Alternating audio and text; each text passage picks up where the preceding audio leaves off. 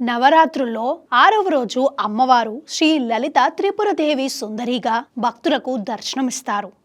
ఈ రోజున అమ్మవారికి ముదురు బంగారు రంగు వస్త్రం సమర్పించాలి. కనకాంబరాలతో అమ్మవారిని పూజించాలి. అమ్మవారికి నైవేద్యంగా ఈరోజు కదంబం ప్రసాదాన్ని నివేదిస్తారు. త్రిపురాత్రయంలో రెండవ శక్తి లలిత అమ్మవారు. దేవి ఉపాసకులకు శ్రీ లలిత త్రిపుర సుందరి దేవి ముఖ్య ఉపాస్య దేవత.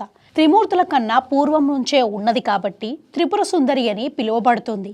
శ్రీ చక్ర అధిష్టాన శక్తిగా, పంచదశాక్షరి మహామంత్రాది దేవతగా తనని కొలిచే భక్తులను, ఉపాసకుల్ని లలితా త్రిపుర సుందరి దేవి అనుగ్రహిస్తుంది. ఆదిశంకరాచార్యులు శ్రీచక్ర యంత్రాన్ని ప్రతిష్ఠించక పూర్వం ఈ దేవి ఉగ్రరూపిణిగా, చండీదేవిగా పిలువబడేది.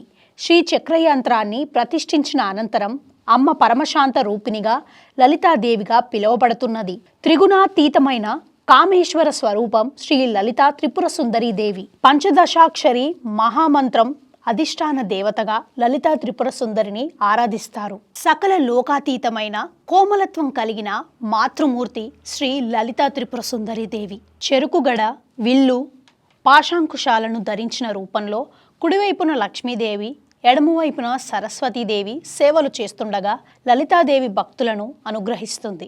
దారిద్ర్య దుఃఖాలను తొలగించి సకల ఐశ్వర్య అభీష్టాలను సిద్ధింపజేస్తుంది. లలితా త్రిపుర సుందరి దేవి విద్యాస్వరూపిణి, సృష్టి, స్థితి, సంహార రూపిణి. కుంకుమతో నిత్య పూజలు చేసే సువాసినికులకు ఈ తల్లి మాంగళ్య సౌభాగ్యాన్ని ప్రసాదిస్తుంది. శ్రీ చక్రానికి కుంకుమార్చన చేయాలి.